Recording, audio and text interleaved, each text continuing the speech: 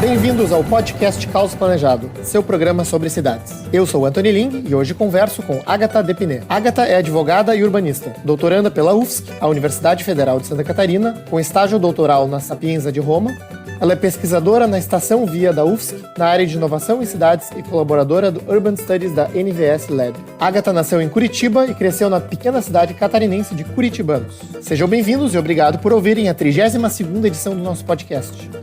Então, Agatha, obrigado por participar do programa. É um prazer te ter aqui para conversar contigo. Acho que o nosso tema aqui de hoje, né, tradição e inovação no desenvolvimento urbano. Eu queria começar te fazendo a seguinte pergunta, né? Tu estuda inovação em cidades, mas tu foi estudar não no Vale do Silício, né, ou em Seul, locais que a gente normalmente associa à inovação, mas na Itália, né? E a tua conta no Twitter é Tríade Vitruviana. Explica pra gente o que está por trás desse aparente paradoxo, né? E por que você fez essas escolhas. Tá bem. Primeiro, obrigada pelo convite e por me receber. Adorei. Queria dizer que sigo o Caos Planejado, veio muitas coisas que foram publicadas lá e eu admiro muito o trabalho de vocês, então acho que isso, para mim, já mostra que foi realmente um convite super interessante que eu gostei muito de receber. Agora, em relação a essa pergunta, é um pouco complicado, porque, de fato, é difícil trazer um equilíbrio entre esses dois pontos, que, enfim, de um lado você tem inovação, e no outro extremo você tem, de fato, a tradição. E aí eu só posso responder isso numa perspectiva mais pessoal, tendo em vista essa questão da minha formação, porque, na verdade, a inovação, ela veio em função da minha formação acadêmica, porque eu trabalho há vários anos num grupo de pesquisa que é focado em habitats de inovação, é o único grupo de pesquisa que trabalha isso hoje no Brasil, especificamente, e aí nós temos várias tipologias, como cidades inteligentes, cidades criativas, a inovação urbana, que são todos temas ligados aos habitats de inovação e que a gente vem trabalhando há muito tempo. Por outro lado, eu sou muito apaixonada pela questão da tradição na cidade, então, desde a parte de memória urbana até mesmo a parte de senso de pertencimento do cidadão, de identidade, e as coisas começaram a se fundir em determinado momento, porque aí, na prática, eu trabalhava com uma coisa e o meu interesse, de fato, acadêmico era o outro extremo, né? E realmente ainda hoje a gente tem uma cisão muito grande entre essas duas áreas, porque muitos dos temas que são trabalhados ligados à inovação nas cidades ignora completamente a parte mais tradicional da cidade. E a parte de valores, de cultura, ela é muito relegada, de fato, ela é praticamente ignorada pelos grandes autores dessas áreas. E também nos projetos, como a gente pode ver, projetos de grandes empresas, enfim, não prezam por essas áreas. E de uma outra parte, quando a gente fala da tradição, existe uma resistência muito grande com a inovação.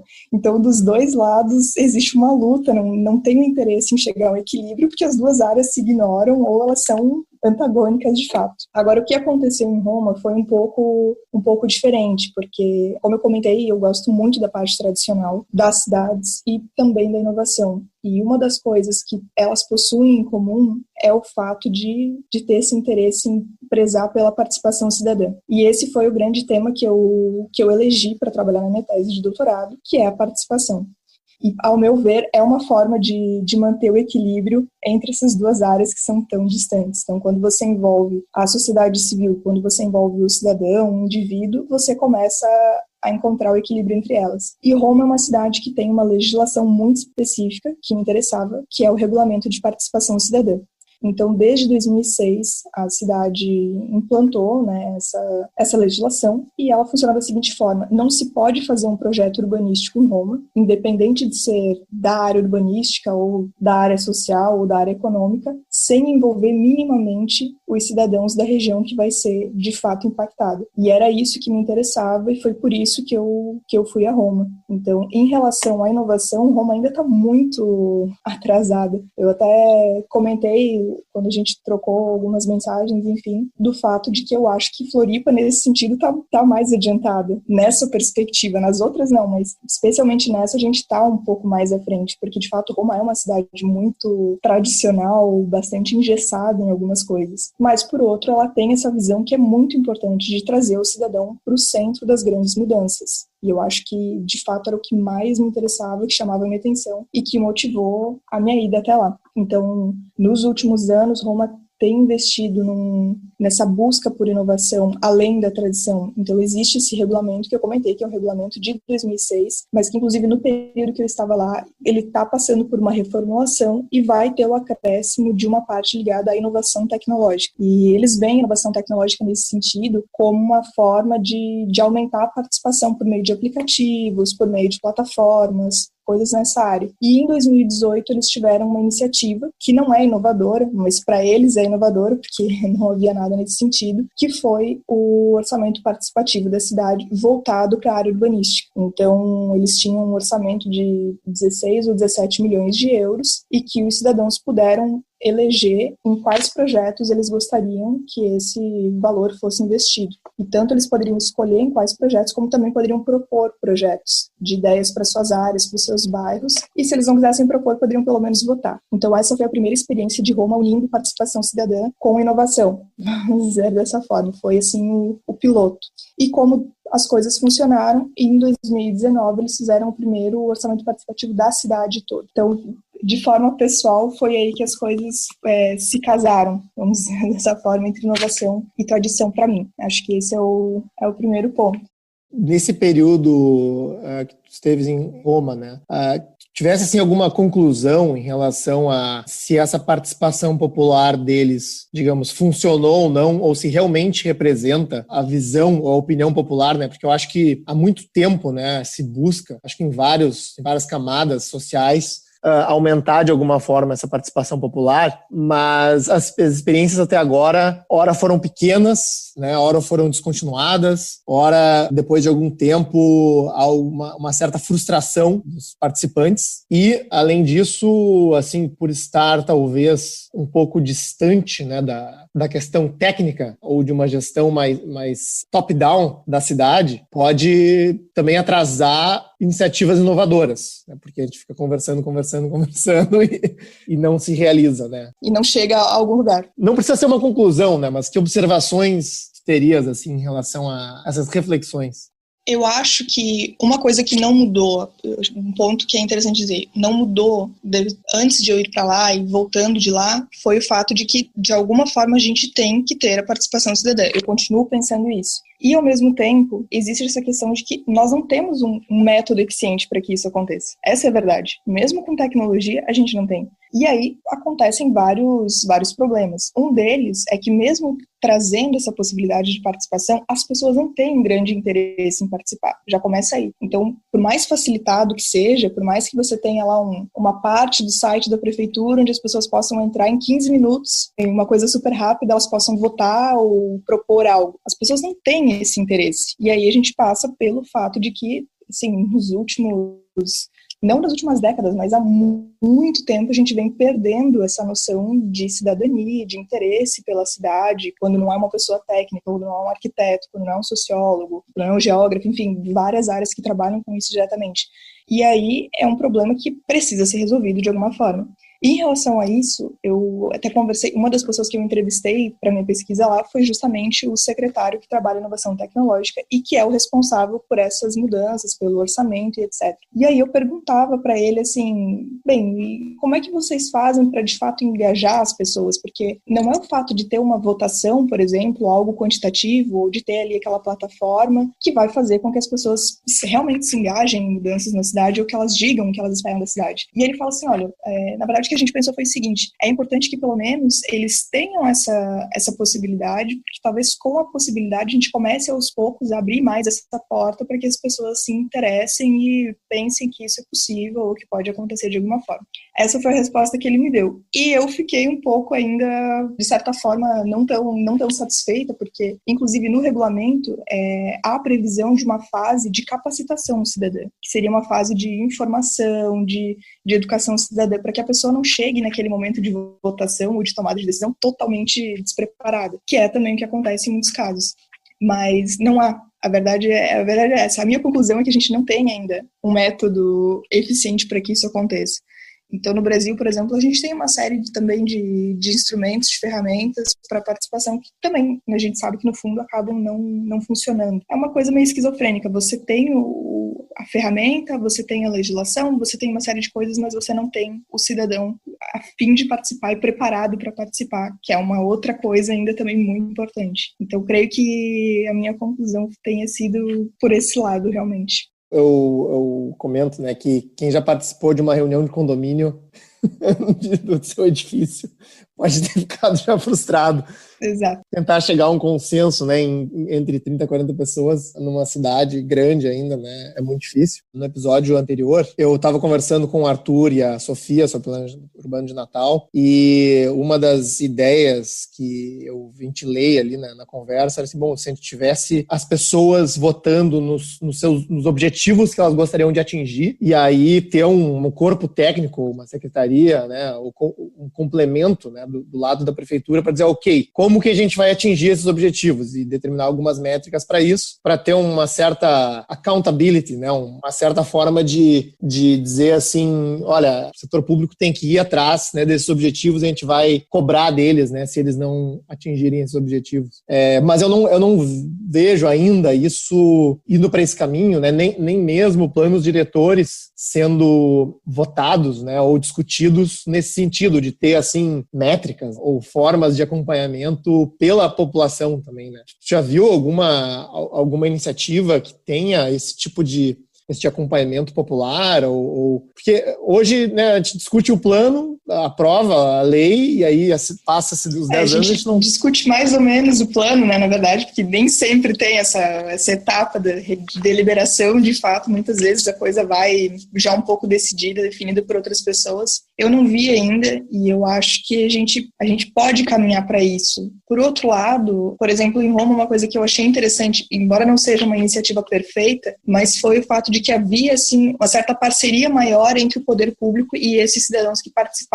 Então, por exemplo, havia essa possibilidade de, você pode votar, ou você pode também dar ideias, e eles faziam um trabalho conjunto também para ajudar alguns cidadãos que tinham ideias a desenvolver, tornar aquilo um projeto. E, por fim, eles tinham uma comissão que trabalhava assim não como uma avaliadora, mas ela verificava qual era a viabilidade daquilo ali. Então, tinha uma coisa técnica por trás que acabava tornando a situação toda não só aquela coisa de opinar, de eu acho isso, eu acho aquilo, e ficar num clima meio de assembleia, assim, que não anda. Então, existia essa questão um pouco mais direcionada. E, por outro lado, apesar de que não era justamente isso que você estava comentando, mas algo que me vem muito à mente, que faz parte de um movimento mais atual, que está ligado à questão da inovação, aí envolve a parte de inovação cívica, que é quando você traz o cidadão, ou mesmo os problemas, então, da administração pública, principalmente nessa área, e tenta resolver de um modo mais colaborativo, usando tecnologia. E que eu acho que é um movimento que tem um valor grande, apesar de que não vai resolver a cidade, não vai resolver a vida, mas eu acredito que isso ajuda muito em alguns aspectos. Então, aqui em Floripa, por exemplo, a gente já teve vários hackathons que foram voltados ao serviço público e que tinham tanto a participação cidadã, quanto também a questão de levantar problemas reais e falar, olha, a gente tem um problema aqui e a gente não consegue resolver internamente, o que vocês podem fazer? E aí juntou, as pessoas colaboraram, e disso surgiram várias soluções que, ok, são tecnológicas, não vão resolver a vida, não vão resolver a cidade, mas assim, de certa forma são coisas que começam a surgir. Tem ganhos, sim. Tem ganhos, resolvem problemas de verdade, não fica nesse discurso do a gente tem que fazer, vamos discutir e tal. Não, é meio que colocar a mão na massa mesmo e propor uma solução. Então é um ganha-ganha para todo mundo. E eu acho que essas coisas que a inovação ela pode nos ajudar. Só que nem tudo é perfeito, então a gente também tem um outro lado que precisa ser bem pensado, né? Claro. Bom, outra questão, né, que eu tinha curiosidade de saber da tua experiência na Europa, né, e essa relação entre inovação e tradição, porque tu falou assim, né, bom, Roma é uma cidade com muita história, muito foco na tradição, né, por consequência acaba focando muito no turismo. Até que ponto tu vê que, assim, as cidades europeias foram para esse caminho e, de certa forma, ficaram presas nele? Por exemplo, a gente tem Roma, um monte de cidades italianas antigas, né, que preservaram seus centros históricos, né, cidades em Portugal, Paris, né, que toda a região central é mais ou menos preservada, e eles foram lá construir La Défense, né, para tentar fazer alguma coisa diferente. O quanto tu acha, assim, que né, eles tiveram sucesso, né, em garantir e preservar a tradição, e o quanto isso pode, digamos, digamos, ter prejudicado eles, não prejudicado, mas criado uma barreira para eles darem um passo seguinte, né? Diversificar a economia, pensar em inovação, né? Não focar só em turismo e, eventualmente, né, adaptar a sua estrutura urbana de alguma forma, né? Que as cidades evoluem. Qual que é a tua visão sobre isso, assim? Então, eu penso que, na verdade, são duas coisas. Uma coisa é o que motiva a preservação. Então, de fato, tem muitas cidades que elas se voltaram à preservação, inclusive a investir nos bens culturais e etc., porque seria uma forma de ajudar a economia por meio do turismo. Então, existe isso por trás. Agora, por outro lado, existe a questão nas cidades de fazer essa preservação para realmente manter a identidade urbana viva, para você não ter uma cidade que vai se perder, vai se tornar uma cidade qualquer, que é o que acontece em muitos lugares, de fato. Então, essas cidades que se voltaram para o turismo, por mais que isso talvez não tenha acontecido pelo motivo correto, pelo motivo ideal, assim, no sentido do perfeito, daquilo que é o belo, elas conseguiram, de certa forma, manter coisas importantes da cidade. Claro que não é o ideal, até enquanto você estava comentando, estava lembrando tem um livro de 2016, 2017, que é não é um arquiteto, um sociólogo muito importante na Itália, que é o Setis, e ele escreve um livro justamente falando se Veneza morre. E aí ele fala, a gente se voltou para essa questão do turismo com tanta força que a gente acabou esquecendo da qualidade de vida do cidadão, e Veneza começou a diminuir, inclusive, o número de habitantes, porque muita gente deixou a cidade porque não aguentava mais esse estilo de vida, que era um estilo de vida dirigido pelo turismo, pela presença desses visitantes, e muitas coisas na cidade aconteciam em função disso. Então existe um certo limite, né, do que deve ser feito. Eu acho que o turismo, e principalmente nessas cidades, a gente tem Roma, tem a própria Veneza, tem Firenze, você tem Bolonha, tem muitas cidades que vivem do turismo, muitas delas como a principal área, e algumas, enfim, que acabam paralelamente tendo também no turismo uma força muito grande. Mas, ao mesmo tempo, isso foi positivo porque ajudou, de fato, a preservar e ajuda a manter essa coisa da experiência na cidade, porque se você vai à Itália, tem essa coisa do que é o romano, né? Ele não é italiano, ele é o romano, porque existe essa experiência, esse amor à cidade por tudo que ela representa, desde os valores históricos até os valores que hoje a Itália ainda possui, que a Roma acaba sendo um certo expoente. Então, ao meu ver, muitas coisas que acontecem para preservar a cidade, seja no aspecto material ou imaterial, que também muitas vezes é deixado de lado, e eu vejo isso de forma positiva. Eu sei que a gente acaba tendo alguns problemas, inclusive em relação ao desenvolvimento, mas eu ainda creio que isso é mais benéfico do que prejudicial, se feito com certo limite. E não como o Setis fala, tipo, se Veneza morre, que é o que pode acontecer com uma série de cidades clássicas que a gente tem por aí. Tem um arquiteto espanhol, Ignacio de Solá Morales, que ele tem um texto falando também sobre cidades como parque temático, né? Então, você pega a parte histórica ali de Veneza, né? Ela é basicamente voltada para turismo, os serviços são voltados para turismo, né? Tem poucos moradores lá que não trabalham com turismo, tu caminha por lá, é só turista, e a área é gerida talvez mais como, né? Bom, como que a gente controla o fluxo de turistas e a gente mantém o casco histórico preservado, né? Que é basicamente o que faz um parque temático, do que pensar em mercado de trabalho, né? Diversificação econômica, crescimento urbano, porque eu acho que é um dos exemplos, assim, que é muito difícil voltar atrás. Eles têm lá algumas propostas para dizer, olha, vamos ter aluguéis controlados, né, em alguns lugares da cidade para moradores. Mas daí, bom, essa pessoa, será que ela vai ser quase como se fosse um ator, né? Olha como a cidade ainda existe de verdade, aí o turista vai lá e vê olha o morador de Veneza, né? Que a gente preservou aqui. Tem uma dicotomia que eu acho que, principalmente no caso da Europa, eu ainda não vi uma resposta clara. Eu vou querer te ouvir um pouquinho e depois trazer para o contexto brasileiro. Enquanto você estava falando isso, eu pensei bastante, não sei se isso já está muito difundido por aqui, mas recentemente teve o relatório que foi baseado no trabalho do Scruton, no Reino Unido, que eles fizeram há 2 anos, eles criaram uma comissão, que era justamente uma comissão, algo como construa melhor, construa com beleza e etc., e que lutava muito pela questão de tornar os lugares mais bonitos, e mais bonitos no sentido de que eram mais alinhados ao ideal daquela comunidade. Então, a beleza ela é muito voltada para essa área, e aí, claro, pensava muito na questão da preservação, mas também pensando, olha, a gente já tem algumas coisas que precisam ser preservadas, mas a gente precisa criar espaços novos para que as pessoas venham morar nesses lugares, venham trabalhar nesses lugares, abram negócios aqui. Então, existe o antigo e o novo que precisa ser equilibrado.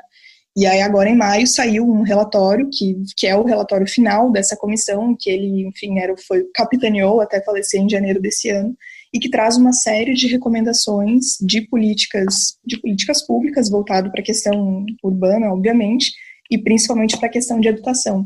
Então, de como tornar esses lugares não só preservados ou não só conservados, enfim, mas também de criar espaços que as pessoas queiram estar. E aí as pessoas que queiram estar são os moradores, não são os visitantes ou os turistas, né?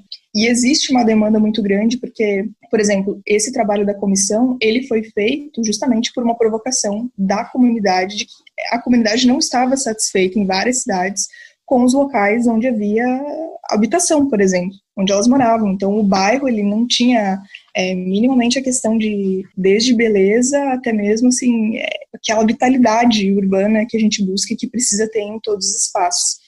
Então, eu creio que a gente tenha vindo, desde 2019, 2020, esse ano, enfim, a gente tem vindo para uma caminhada que busca certas respostas de mudança nessa área, mas que não pensa só na questão econômica, ou não só na questão de preservação pelo turismo, mas também que se preocupa com aquilo que o cidadão quer, o cidadão está procurando. Então, ao meu ver, a gente tem algumas iniciativas nesse sentido, mas que elas ainda são muito incipientes. Então, como eu falei nesse relatório, são ainda recomendações, né? A gente não tem coisas concretas ainda, mas existe uma caminhada nesse sentido. Não, legal. Depois nos manda o link desse relatório que a gente pode disponibilizar aí para quem se interessar. Pensando sobre essa questão de tradição, inovação e desenvolvimento urbano, né? Eu acho que o paralelo que a gente vê no Brasil, já que assim, a gente tem algumas cidades, né, que tem centros históricos um pouco mais preservados ou um pouco maiores que outros, né, mas eu acho que no Brasil uma discussão que normalmente surge em relação a isso é em relação à paisagem, né? Então, no último episódio sobre Natal, né, uma das grandes discussões do plano diretor é essa, né, é a preservação das paisagens naturais, que seria, digamos, né, o paralelo com a preservação da tradição ou de uma arquitetura tradicional da cidade. E me parece, né, pelo menos lendo partes do plano diretor de Florianópolis, que essa também é uma discussão forte em Florianópolis, né? Assim, existe uma certa crítica ao desenvolvimento urbano, né, a verticalização, a edifícios que vão, digamos, tapar, né, ou bloquear parte dos morros e coisas assim. E eu acho que isso, de certa forma, faz parte da cultura, né, de quem mora em Florianópolis, que nem tu mesmo falou, né, de viver no mato, né, ou de ir pra praia, né, e de ter essa cultura super voltada à natureza. Voltada à natureza, exatamente, né. E preservação. A gente tem uma área enorme que é protegida, inclusive no meio da cidade, então tem essa relação muito forte, de fato. Exato. E, ao mesmo tempo, assim, bom, a cidade está crescendo, é um polo inovador e, de certa forma, tá se espraiando, né, ela tem lá um número muito grande, né, de residências unifamiliares que acabam, né, pela sua baixa densidade, ocupando muito território natural, gerando problemas de mobilidade, né, e que, enfim, eu pego assim um outro extremo, né, e até é um paralelo interessante com Florianópolis, que é Hong Kong. É uma ilha também, tem uma área, as pessoas conhecem ali as fotos dos arranha-céus, né? Mas grande maioria da ilha é uma grande área verde de preservação, e aí a decisão foi na verdade, o oposto, né? A gente vai pegar esse cantinho aqui e construir tudo que dá nesse cantinho aqui. Enfim, como moradora da cidade, como alguém que está acompanhando esse tema, né? Como equilibrar isso num caso como Florianópolis, já que, né, essa parte cultural da ligação com a natureza é tão forte. Aqui a gente tem justamente a brincadeira que se faz aqui, que não tem mais para onde crescer, porque como é uma ilha, não tem mais para onde, a gente está limitado, não tem como, vamos expandir, vamos abrir, não, o território ele é limitado, só se a gente for para a água, ou se a gente sai da ilha, que tem esse pedacinho que é continental. Ou para cima. só pode ser... Não, eu acredito que a verticalização ela vai ser inevitável em Florianópolis. Realmente não vai ter uma outra forma, porque é isso, não tem para onde a gente ir. Ou a gente vai para cima, ou a gente sai da cidade, que não é a ideia. E, inclusive, a gente tem uma outra coisa que é o fato de que Florianópolis, por ter uma área insular e uma área continental, ela também tem uma série de diferenças nesse sentido. Desde a parte cultural, a parte arquitetônica, embora seja a mesma cidade, quando você sai da ilha, você sente que está em uma outra cidade. É um outro lugar, não existe essa questão de identificação, fica muito diferente. Então, eu penso que aqui a gente tem essa dificuldade em função da natureza, que não é uma dificuldade, claro que é uma coisa maravilhosa o fato de que a gente tem a natureza aqui, e ao mesmo tempo Florianópolis inevitavelmente está crescendo muito. A gente cresceu muito do ano passado para cá, tanto em relação a negócios, por exemplo, essa questão de inovação, e Florianópolis tem buscado muito essa questão de tornar uma cidade inteligente. E mais até do que muitas cidades que eu tenho visto no Brasil. Existe aqui isso tá é um objetivo claro, né? Tanto da administração pública quanto de muita gente que trabalha no ecossistema de inovação e que é quem de fato está fazendo essa transformação. Então, a única forma disso acontecer é realmente aceitar que vai haver uma verticalização na cidade, embora ela não possa acontecer em todas as áreas. Então, algumas áreas que já são áreas, por exemplo, de preservação, que estão no meio da cidade, elas precisam ser... Não vai ter como fugir disso, infelizmente. Agora, outras áreas são um pouco mais abertas a isso. Embora ainda assim a gente tenha dificuldades. Por exemplo, a área do Centro Histórico de Florianópolis é uma área onde a economia criativa é muito forte. E é justamente uma economia criativa que está ligada à inovação, que está ligada à questão de tecnologia, que está ligada às startups. Então, como fazer essa área que é histórica, ela manter essa característica de ter a preservação, de ter a cultura também do local. Inclusive, a gente tem muito da arquitetura portuguesa, né? Desde a época dos portugueses, tipo, quando chegaram aqui em Florianópolis, essa coisa toda. E essa área já é uma área degradada. Então, não é que essa área ela tá maravilhosa nesse momento e que a partir de agora, com um rápido crescimento ou com a cidade se tornando inteligente, ela vai talvez sofrer um pouco. Não, a gente já vem de uma história de degradação e de descaracterização dessa área. Então, ao meu ver, realmente a gente vai ter que abraçar a verticalização, embora com alguns cuidados, de fato, com a questão ambiental e também com a questão cultural da cidade, que já está posta, que não tem como mudar. Sim, sim. E me diz uma coisa, então Florianópolis tem, né, e a gente ouve aqui em Porto Alegre, se ouve bastante, né, essa questão, bom, Florianópolis se tornando, né, um grande polo de inovação no sul do Brasil. Como que isso aconteceu, né, lá atrás, né? Isso foi espontâneo? Teve uma empresa que puxou o barco, ou uma universidade, ou foi um ecossistema, ou foi política pública, né? O que pelo menos a tua versão da história, né? Qual é? Não, a história do desenvolvimento de Florianópolis como um ecossistema de inovação é uma história que eu particularmente gosto muito, porque ela envolve muito a questão de cooperação. Então, o que acontece é que a gente tinha a UFSC, inicialmente, que era um polo de atração de talentos, que as pessoas vinham para cá para estudar, para fazer sua formação, e justamente os cursos ligados à engenharia e tecnologia eram cursos onde a UFSC estava entre as melhores do Brasil. Então, ela realmente atraía muita gente para cá. Só que o que acontecia é que Florianópolis, nessa época, ainda era uma cidade turística. Então, esses jovens talentos vinham para cá, se formavam e não queriam ir embora. Mas também a cidade não tinha emprego, porque se você é uma cidade só turística, se você é uma cidade onde as pessoas vêm para ir à praia, você não vai ter trabalho para o engenheiro eletricista, não tem o que você fazer com essa galera. E aí o que começou a acontecer foi que muitos se tornaram empreendedores na área de tecnologia. E isso foi apoiado principalmente pela Fundação CERT e também pela incubadora Celta, que foram pioneiras, inclusive no Brasil, e são super premiadas, e começaram a abraçar esses jovens talentos, ajudá-los a criar os seus negócios. E isso ao longo começou há 30, 40 anos atrás. Claro que naquele momento não havia essa ideia de vamos nos tornar um ecossistema de inovação e um dia a gente vai ser um polo referência no país. Não, era uma questão havia uma necessidade e alguém estava tentando suprir essa necessidade. O que acontece é que alguns desses empreendedores que criaram seus negócios, passaram pela incubadora, trabalharam com a fundação, enfim, realmente cresceram, criaram negócios de sucesso na cidade, e isso começou a movimentar o nosso ecossistema lentamente. Não é que isso aconteceu do dia para a noite, isso levou décadas para acontecer.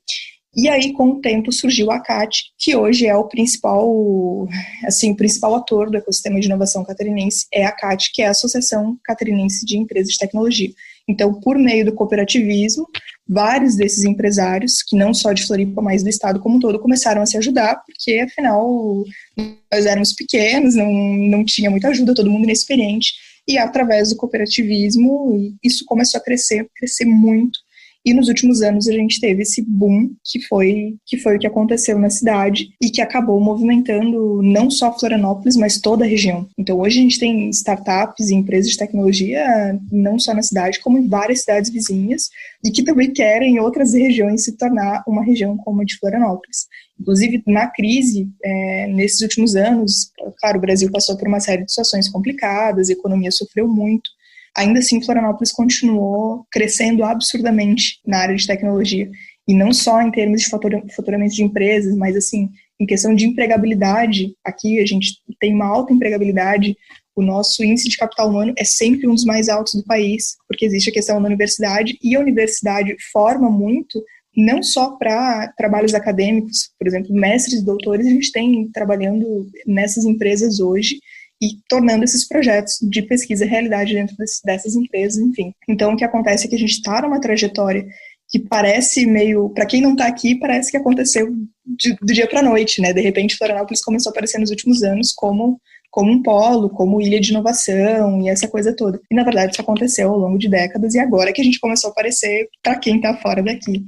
E com certeza a questão de ter essa vontade de se tornar uma cidade inteligente é um movimento natural na cidade, porque existia esse mercado que já era muito forte, que começou a atrair cada vez mais investimento na área de tecnologia, a criar cada vez mais negócios nessa área, porque hoje, eu falei no início, nós tínhamos, havia a Fundação CERT, havia a incubadora, hoje a gente tem um monte de habitats de inovação na cidade, a gente tem uma rede de centros de inovação, a gente tem uma série de políticas públicas nessa área. Então, a gente tem a nossa lei de inovação, tem o Fundo Municipal de Inovação, o governo investe em startup. Então, assim, as coisas começaram a casar e funcionar muito bem. E aí veio a questão, nós podemos ser uma cidade inteligente, a gente tem potencial para isso, em função da inovação e da tecnologia. E a gente tem capital humano qualificado para fazer isso acontecer. Então, eu vejo que, ainda que não seja no período que as pessoas esperam, por exemplo, as pessoas têm um plano de que daqui a 10 anos Florianópolis seja uma cidade inteligente. Eu não acho que em 10 anos isso vai acontecer, mas eu acho que inevitavelmente isso vai acontecer no espaço médio de tempo, porque a cidade tem investido muito nisso e a cidade tem potencial para isso. Então, cidade inteligente não é só aquela propaganda que muitas cidades fazem, nós queremos ser cidade inteligente, a nossa cidade vai ter um plano para se tornar inteligente. Não, mas não tem potencial nenhum e não tem uma infraestrutura necessária, não tem nada. Florianópolis tem tudo. Então, mesmo que leve mais tempo, mesmo que isso seja demorado, eu acredito que inevitavelmente vai acontecer. Muito legal a história. Eu não conhecia nessa profundidade de detalhes. Fica aí de exemplo para quem quer daqui a 30, 40 anos se tornar um polo de inovação. Mas o que eu queria te perguntar, né, sobre esse tema, né, também de cidades criativas, cidades inteligentes, né? Eu ouvi um podcast teu que fala sobre um livro do Richard Florida, né, da classe criativa nas cidades, né? E esses termos, às vezes, são, pelo menos na minha opinião, são um pouco confusos, né? Porque eu acho que cada um tem uma visão sobre o que é uma cidade criativa, uma cidade inteligente, né? O economista Edward Glaeser, né, ele escreveu uma resenha crítica do livro do Florida, ou Florida, não sei, fazendo o seguinte comentário, né? Bom, eu concordo com praticamente tudo que o Florida diz, mas, enfim, a teoria de ganhos de aglomeração em cidades, né, e que geram capital humano já existia há muito tempo. O que é exatamente diferente, né, num conceito de cidade criativa ou de cidade inteligente, né, e como é que tu define esses termos, né, até para eu, né, e para os ouvintes aí entenderem? Sim. Então, na verdade, essas duas são só duas tipologias, assim como tantas outras a gente tem hoje em dia. Então, cidade digital, cidade sustentável, tem uma infinidade de tipologias hoje que são ditas por aí, muitas dizem as mesmas coisas, são praticamente os mesmos conceitos, com uma ou outra palavra diferenciando. E, de fato, existe uma confusão muito grande em relação a esses conceitos. De toda forma, eu tenho uma visão positiva sobre a questão das tipologias, seja ela cidade criativa, cidade inteligente, que eu já vou dizer o que eu acho que cada uma delas é, mas de toda forma, me agrada a ideia de ter essa tipologia, porque ela se torna um objetivo um pouco mais tangível. Quando você diz o nosso objetivo como cidade é esse, você fala, eu quero ser uma cidade inteligente. Então aquilo fica um pouco mais palpável e é mais fácil você elaborar planos ou então incluir as pessoas numa meta, numa visão de futuro, que vai ser aquela, seja cidade sustentável, cidade criativa, cidade inteligente, enfim. Agora, em relação à confusão conceitual, eu vejo que hoje, em cidade inteligente, essa confusão é muito menor. O que acontece é que a gente tem, como ela se disseminou muito pelas cidades, inclusive no Brasil, cada cidade resolveu dizer que cidade inteligente é uma coisa. E aí tem o cara que fala assim, cidade inteligente é só a cidade que tem tecnologia, que o cara vai ter Wi-Fi nos espaços públicos, isso aí é cidade inteligente. Tem gente que acha que é isso. Aí tem outro cara que vai falar, não, cidade inteligente é aquela onde o cidadão é feliz, que é outra coisa completamente diferente, que não tem nada a ver, não diz nada com nada. Agora, quando a gente vai para a literatura dessa área de fato, fazer um levantamento e ver o que os autores dessa área têm trazido como cidade inteligente, embora cada um traga algumas coisas a mais ou algumas coisas a menos, a gente percebe que existem alguns pontos em comum. E um deles é justamente a questão do uso da tecnologia na infraestrutura, e de uma forma generalizada. Então não é como fulano que vai falar, a gente vai ter Wi-Fi nos espaços públicos. Não, isso não vai fazer a cidade inteligente. Não é isso, é uma coisa muito, muito simplista. Agora, se você consegue trazer de fato a tecnologia de forma generalizada na infraestrutura, com o objetivo de tornar a vida do cidadão mais fácil, ou ele possa participar mais, e que ele tenha um pouco mais de eficiência nos serviços que ele precisa da cidade, e que a própria gestão da cidade seja mais eficiente porque ela tenha tecnologia, aí sim você tem uma cidade inteligente. Então, a gente tem alguns entraves, como por exemplo o fato de que, ao meu ver, a cidade inteligente, enquanto conceito, ela vem de 3 ondas. Você tem a primeira onda, que foi lá nos anos 90, quando começa a se falar em cidade inteligente, inteligência urbana mais voltada para a questão da tecnologia, mas ainda é uma coisa muito nebulosa, você não tem projetos ainda de cidade inteligente, é uma coisa aberta, uma discussão inicial. Aí, pelos anos 2000, 2007, 2008, você tem o primeiro programa, de fato, que é o da IBM, que fala assim, a gente vai ter um programa aqui, um serviço para as cidades, e que é um conceito de cidade inteligente totalmente corporativista, que, na verdade, são as empresas que querem vender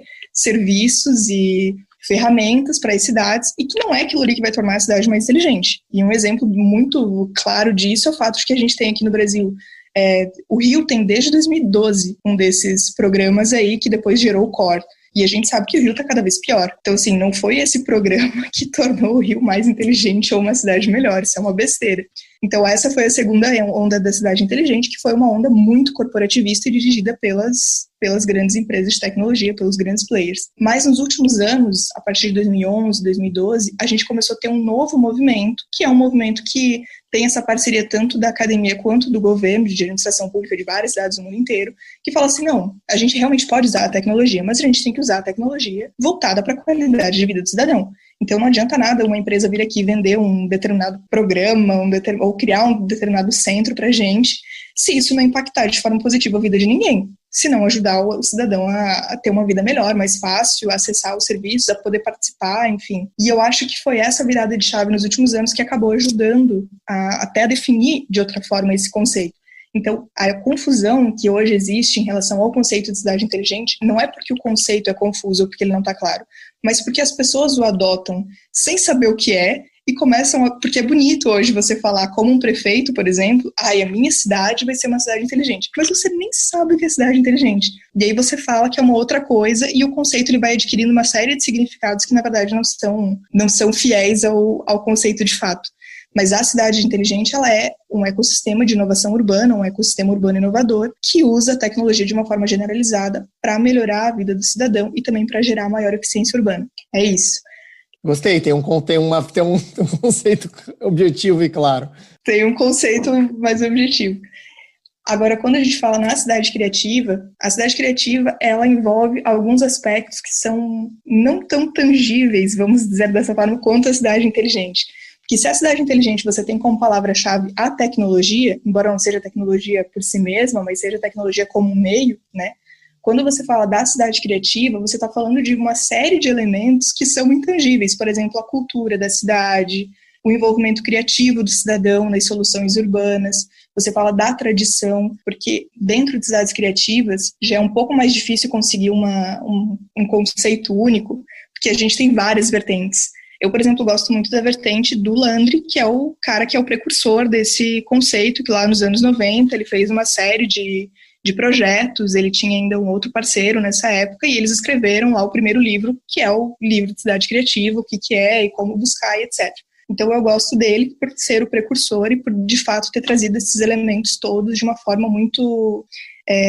que agregam valor à cidade. Então ele fala muito da questão da tradição. Ele diz assim, olha, realmente as cidades elas têm uma série de problemas que vêm ali mais ou menos desde os anos 80, porque a gente tem uma série de estruturas que estão desocupadas, depois da Revolução Industrial, esses espaços foram abandonados, e a gente precisa revitalizar as áreas, gerar distritos criativos, distritos, né, onde as pessoas que trabalham na nova economia, que aí depois vem a se chamar economia criativa, a gente precisa usar esses espaços, né, dar novos usos para velhos espaços, para velhos edifícios, enfim.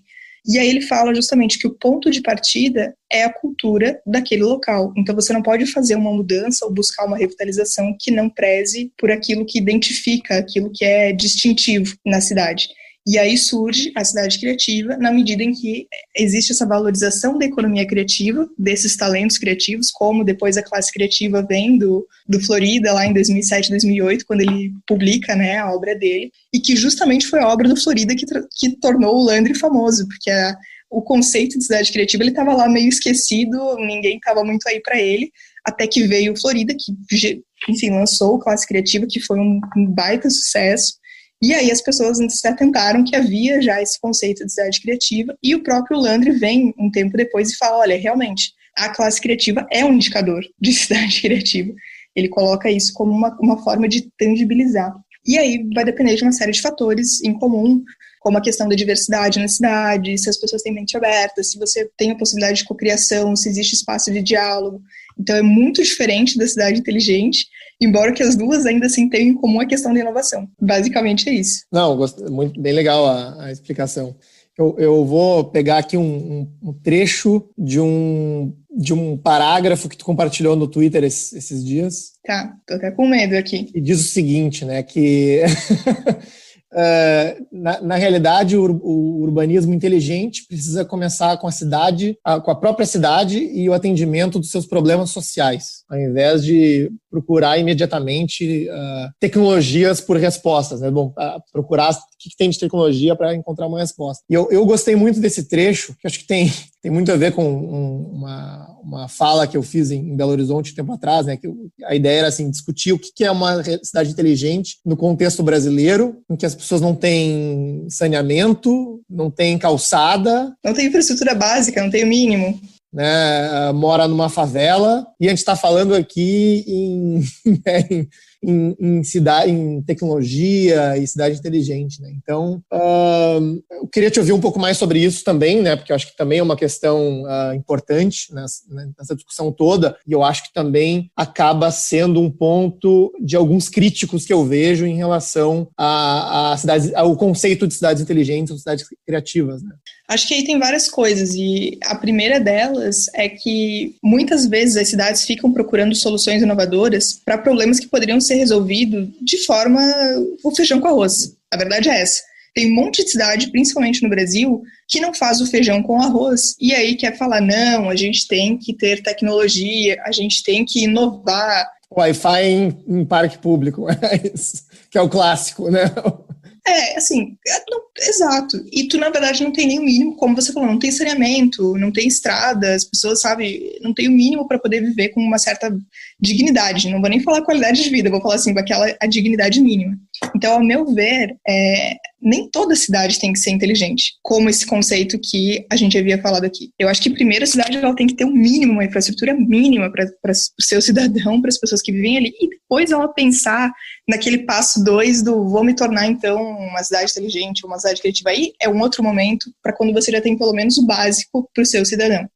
Agora, eu acho também que se você tem algumas condições, né, ou mesmo uma cidade dessas que não tem a infraestrutura básica, O que ela pode se inspirar na cidade inteligente é muito mais no sentido de o que eu posso, talvez, usar de tecnológico, por exemplo, para facilitar isso que eu ainda não tenho. Então, essa dificuldade que eu tenho aqui na minha cidade. Só que aí eu vejo que é importante a participação cidadã, por mais que ela seja difícil, porque muitas vezes a cidade ela procura oferecer coisas novas para o cidadão, serviços novos, inclusive envolvendo tecnologia, que o cidadão nem quer. A verdade é essa, o cidadão nem está preocupado com aquilo. Às vezes o que o cidadão quer é muito mais simples. Às vezes o cara tá lá, ele quer uma rótula no bairro dele para parar de ter acidente, ele quer uma lombada na rua dele, ele não quer um aplicativo, sei lá, de saúde, né? Então, eu acho que é muito importante medir um pouco mais essas expectativas, porque muitas vezes a administração pública está preocupada em oferecer coisas que só vão ser vantajosas para ela na medida de que aquilo vai ser uma propaganda do governo, e não de que vai resolver um problema real daquele cidadão, daquele morador. Então, pelo menos, assim, vamos usar a tecnologia. Então, usa a tecnologia para ouvir alguns cidadãos, para, sei lá, levar alguém naquele bairro e ver o que aquela população que está envolvida vai querer. Entende? Que é o mínimo. E tem coisas que tu nem precisa perguntar, que é óbvio que o cara vai querer. Por exemplo, saneamento, que é o que a gente estava falando, e que tem muitas cidades que não tem isso. Então, tentar mudar um pouco, né? Talvez equilibrar a situação, porque, beleza, você quer ser uma cidade inteligente, você tem infraestrutura básica, você já é uma cidade minimamente inteligente, não é nem inteligente assim, você tem dignidade para o teu cidadão. Se você tem isso, aí você pode procurar algo mais. Agora, se você não faz nem feijão com arroz, que não é o jeito mais bonito de falar, mas é isso, tem gente que não faz nem o feijão com arroz e quer fazer cidade inteligente. Aí não funciona para ninguém, nem para o governo, nem para a administração pública, nem para a população, para ninguém. Não, excelente. Olha, gostei muito de conversar e agora nos aproximando para o final, eu acho que tem muita gente que ouve o podcast que gosta muito de urbanismo e não é urbanista, né? Não fez arquitetura e urbanismo, e eu acho que o teu caso é um exemplo desses, né? E eu acho que só fala um pouco assim como foi, né, a tua carreira, se formou em Direito, né, e acabou indo para essa área. Conta um pouco para a gente, né, essa migração e como é que surgiu esse interesse, se foi difícil vindo do Direito, né, se foi ou se foi assim uma parte positiva ou negativa, né, tendo uma visão diferente. Então, na minha graduação eu não vi nada, nem de Direito Urbanístico, que foi algo que depois me interessou, que depois eu comecei a estudar, mas eu não vi absolutamente nada. Não existia cidade dentro do curso de Direito quando eu fiz. Então, para mim, essa nem era algo, não era uma coisa que, não era uma possibilidade, porque eu nem sabia que isso existia, de certa forma. O que aconteceu foi que durante o meu curso de Direito, eu me envolvi com questões de inovação, porque havia direito de propriedade intelectual, direito da inovação, e era um assunto que me interessava, que eu achava interessante, já gostava de inovação. E aí, quando eu fui fazer a seleção do mestrado, eu nunca gostei de coisas muito caixinhas. Então, eu não quis fazer o mestrado em Direito, eu me interessei por um mestrado interdisciplinar, que era onde eu queria trabalhar justamente a questão da inovação. E o que acontece é que, coincidentemente, o meu orientador, logo que eu entrei no mestrado, o grupo de pesquisa dele era um grupo de pesquisa em cidades inteligentes, porque ele trabalhava a inovação em diversos aspectos, inclusive no aspecto urbano. E esse foi meu primeiro contato, então não é que faz muito tempo, assim, foi depois de graduada. E logo que eu tive contato com esses assuntos, com esses tópicos, eu me interessei muito, eu gostei muito da cidade, e não era como é que eu vou dizer, existe essa coisa de que é o arquiteto que tem que pensar a cidade, e isso é uma grande mentira. Inclusive, não é o arquiteto que tem que pensar a cidade, todo mundo tem que pensar a cidade, e todos os profissionais de todas as áreas têm alguma relação com a cidade e podem contribuir, sejam eles do direito, da economia, na medicina, todo mundo tem seu espaço nessa área, e isso precisa ser cada vez mais aberto. Até porque se a gente vai pensar, por exemplo, o planejador urbano, ele surgiu o quê? Há um século, no máximo. Então, o planejador urbano é uma figura super nova, a gente não tinha planejador urbano antigamente, quando as grandes cidades e cidades importantes da nossa civilização, elas surgiram. Então, alguém teve que fazer isso. E quando eu me interessei pela questão das cidades, foi justamente nesse contato com a parte de capital humano, com a parte da teoria da classe criativa e etc. E foi nisso que eu fiz a minha dissertação, com foco aqui em Florianópolis. Porém, quando eu entrei no doutorado, surgiu um outro projeto de trabalho, e aí que as coisas realmente viraram, né? Porque antes eu tinha essa pesquisa, eu tinha feito várias experiências durante o trabalho nesse grupo de pesquisa, mas não era nada efetivamente profissional. E foi quando eu entrei no grupo que eu comentei, que é o Grupo VIA, que é o único grupo especializado em habitat e inovação no Brasil, que a gente começou a ter uma série de projetos, inclusive com a cidade de Florianópolis, com o governo de Santa Catarina, voltado às cidades inteligentes, a centros de inovação, os habitats daqui. E aí que as coisas realmente começaram a acontecer, porque a gente não tem, hoje no Brasil, pessoas que realmente dominem esses assuntos. Esse é um espaço aberto. Então, até eu falo isso agora no podcast, porque quem gosta desses assuntos deve se dedicar e vai poder trabalhar, porque vai ter campo para essas pessoas. A gente precisa de pessoas assim. Hoje, uma dificuldade enorme a gente procurar pessoas até para nossa equipe, porque não tem pessoas qualificadas para trabalhar nessas áreas. E eu não estou nem falando de arquitetos, eu falo em geral, realmente, a gente não tem. Você não tem uma pessoa que tenha uma boa formação, por exemplo, na área de saúde e que entenda de cidades, ou que entenda de cidade inteligente, ou que entenda de cidade criativa. Então, é uma área que está aberta e que vai abraçar todo mundo. Eu acho que, para mim, pessoalmente, foi muito importante ter feito direito, porque isso me deu uma visão social que outras formações não têm. Por exemplo, uma visão que o arquiteto, ainda hoje no Brasil, pelas disciplinas que ele vê no curso, pelas áreas que ele estuda no curso, ele não tem isso com tanta força. Então, de certa forma, ter vindo de um curso que é mais da área social, da área de humanas, acabou me facilitando algumas coisas. E, por outro lado, não ser arquiteto também me dificultou de várias formas a vida. Mas nada é perfeito e a gente vai estudando e vai conhecendo e vai aumentando o nosso repertório e aos poucos as coisas vão acontecendo. Agora a gente pode entrar num debate de 3 horas se a arquitetura é de humanas ou de exatas. Mas... Exatamente. Mas então tá, Agatha, gostei muito de conversar contigo, né? Foi um prazer te ter aqui no podcast e deixo aí os minutos finais para as tuas considerações, se quiser fazer o teu jabá do teu trabalho, né? Fica bem à vontade. E se tiver um contato, né, para as pessoas tirarem dúvidas em relação ao episódio também seria bom. Eu acho que não tem um jabá específico, mas aproveitando que saiu o texto sobre mobilidade de Florianópolis no Caos Planejado, acho que esse é o melhor jabá que eu poderia fazer. Leia um texto de mobilidade em Florianópolis que está no Caos Planejado. E lá também já foi marcado qual é o meu contato, se alguém tiver qualquer dúvida ou qualquer interesse de conversa sobre esses assuntos, é muito fácil de me encontrar por ali. Isso aí. Obrigado, Agatha. Eu que agradeço.